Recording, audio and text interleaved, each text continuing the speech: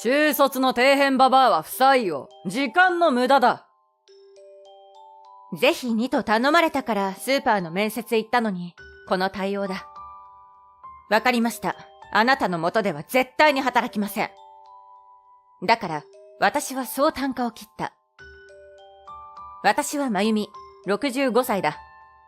夫と成人した息子が3人いる普通の主婦で、私は一昨年、長年勤めた会社を退職した。60歳で定年なのにずっと引き止められ、ようやく会社を辞められた。しばらくは会社に行かなくていい暮らしが新鮮で、あちこち旅行へ行って、今までできなかった家事や掃除を丁寧にして満足していたのに、だんだん退屈になってきた。そんな時、知り合いのスーパーの社長が、私の力が必要だと電話をかけてきたのだ。会社員時代から面識のある社長だし、私は二つ返事で了承し、そのスーパーのパートの面接へと向かった。ところが、事態は思わぬ方向に進んでしまったのだ。指定された日時に面接予定のスーパーへ到着したところまでは良かった。最初に私が声をかけたパートらしい女性が、面接と小さくつぶやき、奥から呼ばれてきた男性が開口一番。パートの面接、聞いてないぞ。と言い出したあたりから少しずつおかしくなったのだ。とにかく座って。男性から事務室に通され、私はパイプ椅子に腰掛けた。男性はスーツにエプロンを重ねている。胸には、店長、吉田とネームプレートがついていた。なぜか一緒にいた女性もパイプ椅子を持ってきて、店長の隣に座る。女性はネームプレートによると、野村というらしい。社長から、正社員は店長を含めて男性2人、事務員の女性が1人だと聞いていた。今、事務室にいるのは、私と店長、それから野村の3人だ。野村は事務服ではなく普段着にスーパーのエプロン姿だからパートだろう。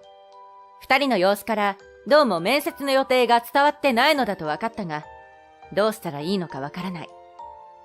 私は心の中で考えた。電話を受けたのは確か一昨日土曜日の夜だった。あの日、佐藤社長から電話がかかってきた。佐藤社長は市内を中心に10店舗を経営するスーパーの社長で、売り上げが低迷している店のテこ入れを頼まれたのだ。私は快諾し、佐藤社長と仕事内容について話し合った。そのスーパーは店長に問題があるらしく、売り上げ低迷の原因は店長の経営戦略の失敗だという。問題の店長は従業員からも嫌われ、お客様からの評価も悪いそうなのだ。それでも佐藤社長としては、もう少し長い目で見て、立派な店長へと育ててやりたいそうだ。ただ、今度何か問題を起こしたら、降格処分も考えているという。一応面接の形は取るものの、私の採用は決定で、今日はその店長との顔合わせの予定だった。そういえば、佐藤社長も同席すると言っていたのに、まだ来ていない。もしかしたら、内部で連絡ミスがあったのかもしれない。野村さんなんか知っているか？いいえ、私も何も聞いていません。店長は私を無視して、女性に話しかけた。実は私が二人の会話に割り込むと、店長からじろっと睨まれた。突然声をかけられ、気分を害したようだ。あんた話しかけられるまで黙っていろよ。常識だろ。そんなこともわかんないの。いくつなんだよ。と言ってきた。私は乱暴な口調に驚き、迷ったものの、65歳です。と答えた。すると、店長は渋い顔をして、ババアじゃねえか。とつぶやいたのだ。失礼な。むっとしたけど、私は言い返さなかった。年齢は変えようがないからだ。でも体は丈夫だし、一昨年まではフルタイムで働いていたのだ。パートの短時間勤務ならうまくこなせるはずだ。ここで私は、昨日何十年ぶりかに履歴書を書いたことを思い出した。履歴書を見てもらえば店長もきっと考えを変えるだろう。履歴書を持ってきたんですが、そう切り出したら店長は、履歴書なんて出さなくていいから、面接の予定は入ってない。というのだ。私は呆れてしまった。店長も、隣の野村も、本当に知らないのかもしれない。でも、だからといって、他の社員に確認もせずに、面接の予定はないと言い切るのはどうかと思う。問題がある店だとは聞いていたけど、まさかこんな単純な面接の連絡さえ伝わっていないなんて想定外だ。どう説明しようと私が考え込んでいると、野村がニヤニヤしながら、おばあちゃん、もしかしてボケてるのと言ってきた。はあ、そういうことなら納得だ。店長は野村の冗談に大笑いだ。本当に失礼な人たち。私は、でも、佐藤さんからお願いされてきたんです。と、このスーパーの社長の名前を出した。社長から直接頼まれたと分かれば、少しは態度を改めるだろうと思ったからだ。誰だよ、佐藤って。ところが、店長はそう言って、また笑ったのだ。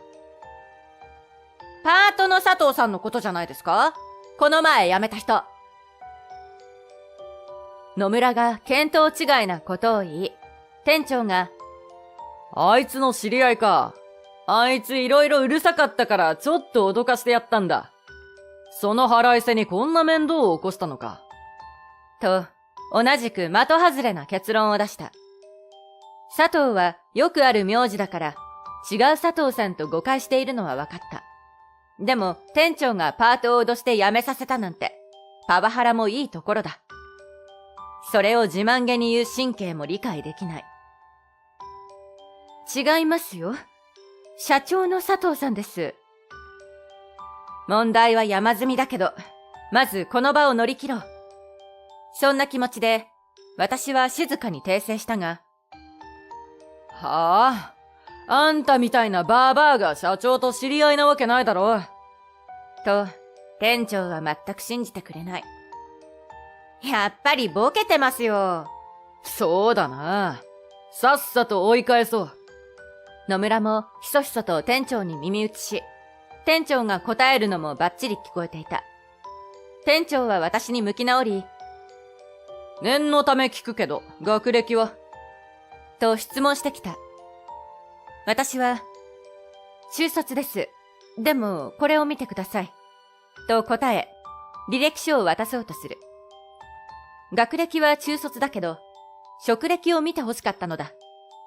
ところが、店長は大きな声で、中卒？と言い、ゲラゲラ笑い出した。65歳で中卒なんて、とんだ底辺だな。野村もクスクスと笑っている。腹は立つけど、中卒なのは事実だし、当時、うちが貧しかったから、私は進学よりも就職を選んだのだ。でも真面目に働いて、自分にも世間にも恥じるようなことはしてこなかった。私は言い返さずに、代わりにぐっと胸を張る。店長と野村はまだ笑い合っているが、笑いたい人たちには勝手に笑わせておけばいい。店長は私に、中卒の底辺ババアは不採用だ。時間の無駄だったな。と言ってきた。あなたは履歴書も見ずに判断するんですか？私は静かに店長に聞く。ああ、これ以上見る必要なんかないだろう。ぜひにと頼まれたからスーパーの面接へ行ったのにこの対応だ。そうですか。わかりました。あなたの元では絶対に働きません。ええ、絶対にね。私はそう啖呵を切った。その時だった。おい、やめろ。この人は私が無理を言って面接に来てもらったんだ。事務室のドアが開き、真っ青な顔をした一人の男性が入ってきたのだ。社長！あら、佐藤さん。店長が驚いて叫び、私はほっとして声をかけた。ああ、まゆみさん。私が遅くなったばかりに、本当にすまなかった。吉田くんの今の言葉、しっかりと聞こえたよ。佐藤社長は室内に入ってくるなり、私に頭を下げて謝罪してきて、店長は弾かれたように私を見た。本当に社長と知り合いなのか？さっきからそう言ってましたよ。野村がそそくさと、仕事に戻ります。と言って出て行き、事務室には私と佐藤社長、店長の3人が残った。佐藤社長は店長を睨みつける。吉田くんは面接相手に毎回こんなひどい態度を取るのか？いえ、そんなことは。たまたま今回は、面接じゃなくて辞めさせたパートの嫌がらせだと思っていたので。佐藤社長から問い詰められ、店長はしどろもどろになっている。あゆみさんはな、私が無理を言って来てもらった秘密兵器だ。まゆみさんの採用の件は秘書にメールを送らせたが、吉田くんから返信がないから、私からも電話したんだ。メールも伝言も確認していないのか？店長が慌ててスマホをポケットから取り出す。店のパソコンと電話だ。佐藤社長の一括に、店長は何かピンときたようだ。昨日はジムの女が朝から休んだんですよ。子供が熱を出したとかで、今日もまだ休んでいるんで、どっちの確認もできなかったんです。自分は悪くないと言いたげな店長の表情に、私も佐藤社長も、正気かとあっけに取られた。休みと分かっていながら、なんで君が確認しなかったのかね。だって俺の仕事じゃないですから。店長なんだから。君の責任で君の仕事だよ。はあ。店長は腑に落ちていないような顔をしていたが、さすがに言い返さなかった。とにかく私は、昨日の朝には面接の予定と、私も同席することを留守電に入れておいたんだ。で、今日は別の会議で少し遅れると連絡を入れてある。すみません。確認していませんでした。店長は小さく謝ったが、すぐに反論した。でも何も聞いていなければこんな中卒のババアなんて不採用にするのは当然でしょう。またしても店長は言い訳をする。佐藤社長は大きくため息をついた。吉田くん、学歴が全てではないぞ。その様子だと履歴書を見てないな。職歴を見れば彼女の凄さが分かったのに、残念だよ。ありがとうございます。私が答えると佐藤社長は私に軽く頭を下げた。佐藤社長は店長に向かって、面接の話はちゃんと君が電話を確認していれば分かったことだ。ああ、そうそう。この前の店長会議の時の宿題を覚えているか？なんでこの店の売り上げが下がっているのか、答えは出たのか？と質問した。この話は私も佐藤社長から電話をもらった時に聞いていた。売上低迷は店長が適切な経営戦略を取れず、自分勝手に暴走しているそうだとも知らされている。それはわからないですけど、人件費を減らすために従業員を減らし、コスト削減に成功しました。従業員を減らすのは根本的な解決にはならない。その場しのぎの一番の握手なんだ。店長の言葉に佐藤社長はため息をついた。その通りだ。私もこれはダメだと納得してしまう。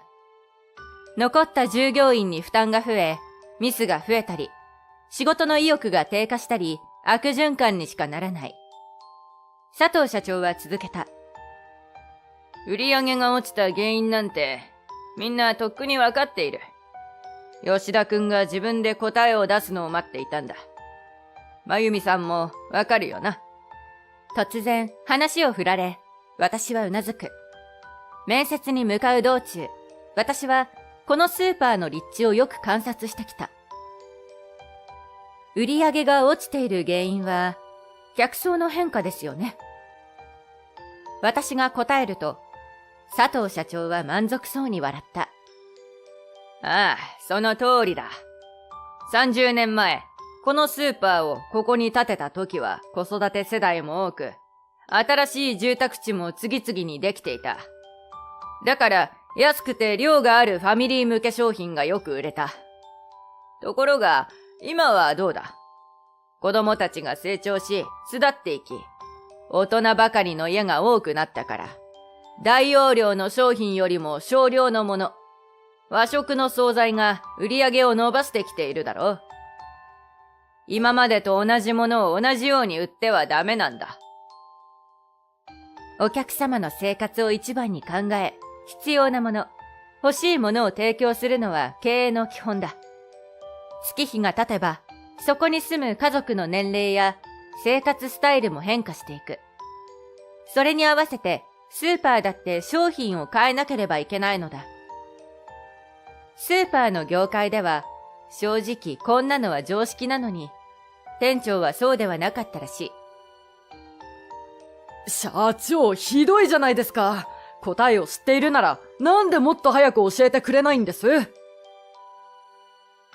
文句を言って佐藤社長の怒りを煽った。とっくに教えてある。君が研修内容を忘れたんだ。店長はしばらく黙り込み、話題を変えるつもりなのか。でも、その話とこの中卒のババアは何の関係があるんです？と聞いてきた。この人はな、凄腕の調理師なんだよ。惣菜部門の救世主だ。惣菜が美味しいことで有名な大手チェーンを覚えているだろう。あそこの本部で惣菜のレシピ開発をしていたんだ。昔の話ですよ。私は佐藤社長からベタ褒めされ、恥ずかしくなって謙遜する。私は現場からの叩き上げで、最初はスーパーの系列店の調理補助として就職した。働いているうちに惣菜作りの面白さに目覚め、いろいろ企画したり、レシピ開発をしたりしているうちに大出世し、最終的には本部の惣菜部門の総括までなったのだ。あんな大手の？それだけじゃないぞ。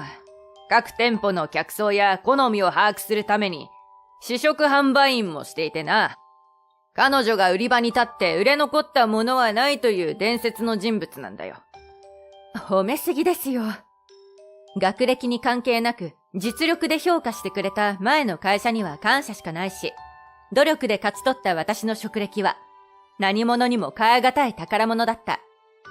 だから履歴書を見せたかったのに本当に残念だ。私が褒められるのが面白くなかったようで、店長がまた口を出してきた。たかが惣菜、誰が作っても同じじゃないんですか？君は研修で何を聞いていたんだ。そんなわけないだろ。はあ、料理しないんで、さっぱりなんですよね。佐藤社長がすぐに叱ってくれたものの、店長には響いていないようだ。私は自分の専門分野をバカにされ、カチンときた。買ってくれる相手がいるんです。たかが惣菜なんてバカにしてはいけません。惣菜を買う客層や好みを分析して、胃袋をがっちりつかめば安定した売り上げにつながるんですよ。惣菜の販売には、店舗経営のヒントや重要な情報が詰まっているんですから。私の言葉に店長が呆然とつぶやく。でも誰もそんなこと教えてくれなかったし。佐藤社長がすかさず、店長研修でも店長会議でも、地域の分析は必須だと私は口を酸っぱくして教えてきたつもりだが、それから他の事務員から店長にアドバイスしても絶対に聞いてくれなかったと報告を受けているぞ。嫌ならやめろと脅したともな。と、店長の言葉を否定した。だって店長である俺の判断にたかが従業員がケチをつけるから。さっきと言っていることが真逆ですよ。思わず私も突っ込む。店長さんの根本的な問題は、学ぼう、調べようとしない姿勢です。それから、自分は悪くない。失敗したら他人のせいなんて、自分の非を認められないところです。私の面接一つをとっても、メールなり留守電なり、確認できましたよね。俺は野村さんに聞いたぞ。店長はすぐに反論したが、そういうことではない。佐藤社長が呆れて、吉田くん、パートさんに聞いたところで採用情報なんて知るわけがないだろ。と言った。私は、こほんと咳払いをして話を続ける。それと、今までも不採用にした人を馬鹿にしてきたんですか？別にうちの店で働かないんだし、何が悪いんだ？仕事の面接に来る人は、このスーパーに通える範囲に住む人だってことですよ。そんな人に悪態をつけば、周りの主婦たちにも悪評が広まるって想像できませんか？売上低迷の原因はあなたにあるんですよ。ここまで丁寧に教えてやると、店長はようやく自分の過ちに少しは気づいたようだ。吉田くん、君には失望したよ。君と真由美さんの会話は私も聞いている。私は経営者として、真由美さんの方が会社に必要な人間だと自信を持って言える。君には、店長を辞めてもらうからな。佐藤社長の言葉がとどめになって、店長は真っ青になって座り込んだ。降格なんてそんな。と、しばらくブツブツつぶやいた後、何に謝っているのかわからないが、店長は小さく、申し訳ありませんと謝罪した。その後、佐藤社長は本部からテこ入れが必要だと判断し、数名の優秀な社員が派遣され、同時に今までの内部調査が行われた。その結果、店長の吉田の無能ぶり、パートやアルバイトへの日常的なパワハラ、さらに商品の無断持ち帰り、誤発注隠しなど次々と問題が発覚した。吉田は懲戒解雇になる前に辞めると自主退職してしまったので、その後はどうなったのかわからない。店長と一緒になって私を馬鹿にしたパート女性野村も店長と男女関係があり、店長の悪事に加担していたようで、いつの間にか辞めさせられていた。私は当初の予定通りパートとして働き始め、毎日楽しく惣菜を作っている。自分の予想が当たり、惣菜の売り上げが伸びるととても嬉しい。